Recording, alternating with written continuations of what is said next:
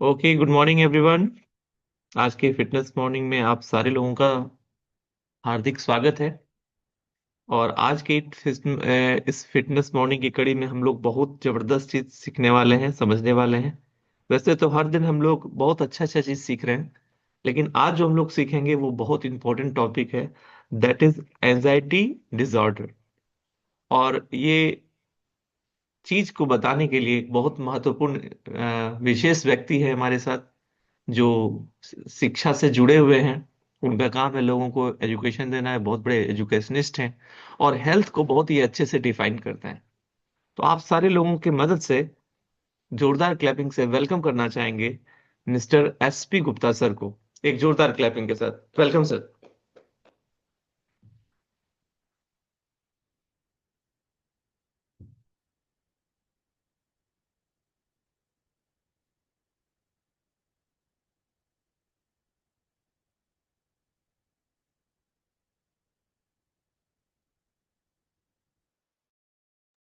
Sir आवाज नहीं आ रही है।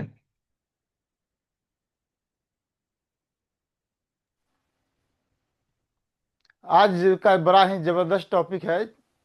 एंजाइटी डिसऑर्डर, चिंता का विकार, सोच का शोर, मन का रोग। फिटनेस सिर्फ शरीर का ही नहीं बल्कि मन का भी जरूरत होता है। सूरज सबके लिए उगता है, पर कोई उसकी रोशनी देखता है, कोई अपनी चिंता देखता है। चिंता विकार आखिर क्या है? सरल शब्दों में इन्हें कहें, बिना किसी वजह का डर और घबराहट। दिमाग हमेशा ओवर थिंकिंग मोड में ऑन रहता है। शरीर ठीक रहता है लेकिन मन थका हुआ रहता है। समस्या बड़ी नहीं होती है लेकिन मन उसे बड़ी बना देती है।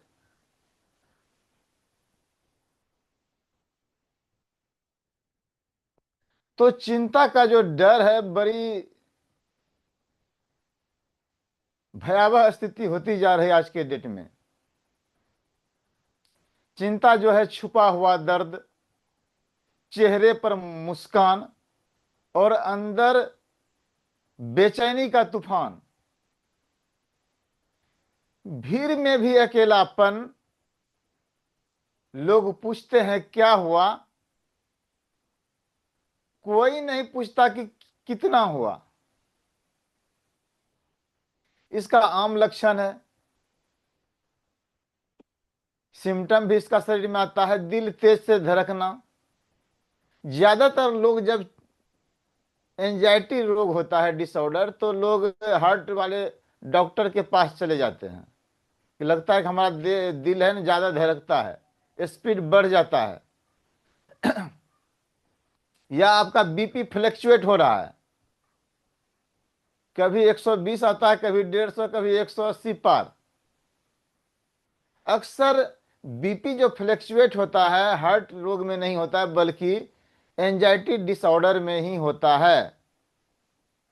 पसीना निकलना, बेचैनी होना, नींद की कमी होना, कभी कभी ऐसा लगना कि हम लगता है कि मौत के बहुत करीब चले गए हैं। लगता है कि अब हार्ट मेरा फेल्योर हो जाएगा, कार्डियक अरेस्ट आ गया, लेकिन वो नहीं रहता, वो रहता है एंजाइटी डिसऑर्डर। तो बात बात छोटी छोटी बातों पर ऐसे लोग टेंशन में आ जाते हैं, तनाव में आ जाते हैं।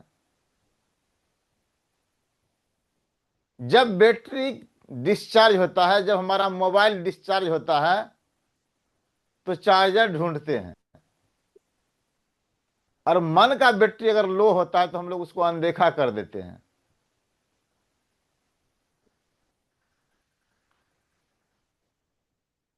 आज का समय, आज का इंसान जो है, जिम का समय तय हो गया है।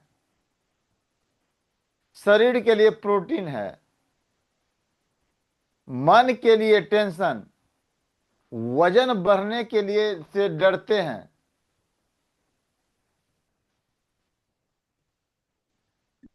पर सोच से नहीं। अगर हमारा सोच बढ़ते जा रहा है तो उससे हम लोग नहीं डरते हैं। तो आध्यात्मिक शांति है, गीता में भी कहा गया है, जो होना है वह होकर रहेगा।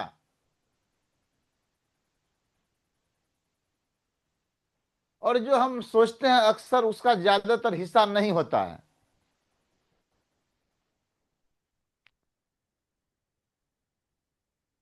श्वास पर विश्वास और चिंता हम लोग ईश्वर को सौंप दें,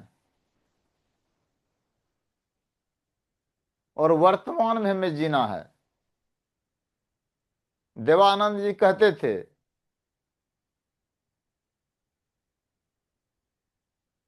मैं अतीत की गहराइयों में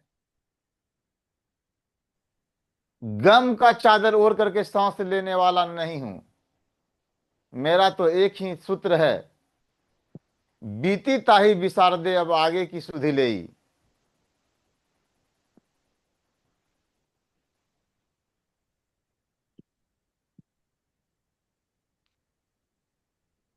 और भी कहा गया, गांव घर में भी कहावत है, चिंता से चतुराई घटे दुख से घटे शरीर।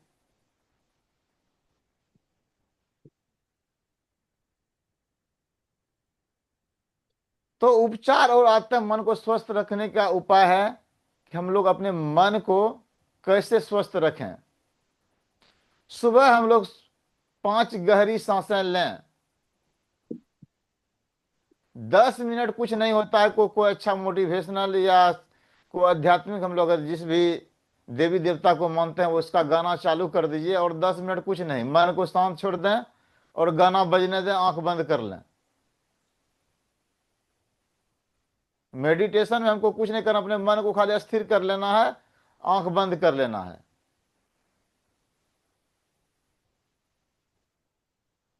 और मोबाइल कम, प्रकृति ज्यादा, दिल की बात किसी अपने से मन को भी, दिल की बात अगर आपके दिल में कोई गहराई से है तो उसको हम लोग जो नियर एंड डियर है उनको कहें अपने मन के भरास को निकालें। ज्यादा नहीं निकाल पाते हैं तो एक डायरी लें, कॉपी लें, उस पन्ना में लिख दें जितना आपको, जिससे टेंशन है, चिंता है, जो आपके प्रति आपको दुख देता है, उसको लिख करके अंत में हम लोग उसको माचिस का तीली जला करके उसको जला दें, उस कागज को।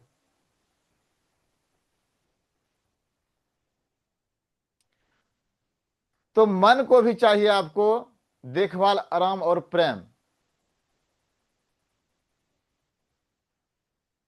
जब अपने जिंदगी में हम लोग छोटी छोटी बातों में खुशियां ढूंढना शुरू करें, और आज से हम लोग संकल्प लें, अपने मन को भी मैं उतना ही इज्जत दूंगा जितना अपने शरीर को देता हूं। हम लोग क्या करते हैं, शरीर को इज्जत देते हैं, अच्छा कपड़ा पहनाते हैं, अच्छा से नहा लेते हैं, क्रीम लगाते हैं, खाना देते हैं, लेकिन मन को हम लोग खाना देना भूल जाते हैं। मन का प्रोटीन क्या है?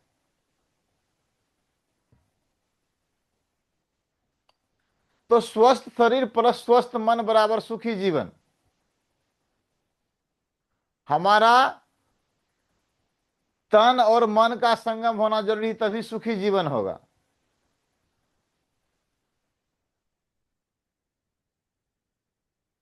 तो तन को तो हम लोग समझ लेते हैं, यहाँ खुजली हो गया है तो हम लोग उसको डॉक्टर के पास जाते हैं। अमेरिका में लगभग, कल का भी बड़ा जबरदस्त टॉपिक था आनंद सर के द्वारा, डिप्रेशन, और आज है एंजाइटी डिसऑर्डर।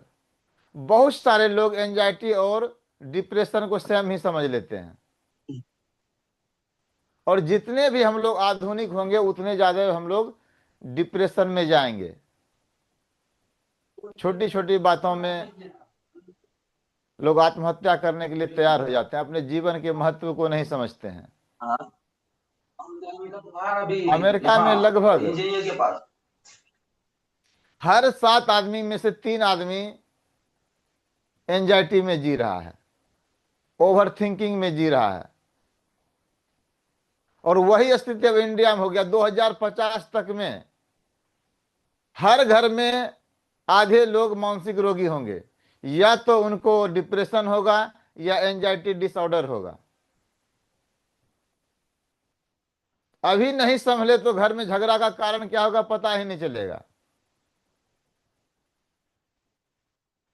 क्योंकि हम लोग अभी चकाचौंध में जी रहे हैं, पूंजीवादी अर्थव्यवस्था के चंगुल में आ गए हैं। आज भाईचारा, गांव है समाज खत्म हो गया है, घर है परिवार नहीं है। तो जरूरत है, जो हमारी अपनी देश की परंपरा थी, जिस मान्यताओं के आधार पर अपना देश खड़ा था, उसके ओर लौटना पड़ेगा। नहीं तो लोग तबाह होगा, झगड़ा होगा, कारण होगा उनका अवसाद, कारण होगा होगा उनका अधिक चिंतन, ओवर थिंकिंग। और उस रोगी को दुर्भाग्य ये है कि हर घर में मानसिक रोगी रहने के बाद भी लोग उसके पहचान नहीं पाते हैं, उसके उपचार की व्यवस्था नहीं करते हैं, बोल रहे हैं वो ऐसा उसका विचारे है। जो बार बार छोटी छोटी बातों में कोई आदमी मरने के लिए सोचने लगता है, जरा सा भी कोई टेंशन आता है सोचता है हम रह के क्या करेंगे दुनिया में। यहां तक भी देखते हैं बहुत लोग बच्चे समेत फंदा लगा के झूल जाते हैं, जहर खा लेते हैं। तो निश्चित रूप से अगर हम जिस भी देवी देवता को मानते हैं, ईश्वर को मानते हैं, गॉड को मानते हैं, अल्लाह को मानते हैं, उनके शरण में भी हम लोगों को जाना है कुछ देर के लिए, ताकि हमको मन का शांति मिले और हम लोग ओवर थिंकिंग एंजाइटी से बाहर आ पाए। बहुत बहुत धन्यवाद sir. Back to host Anand sir. वाह, एक जबरदस्त क्लैपिंग सर के लिए।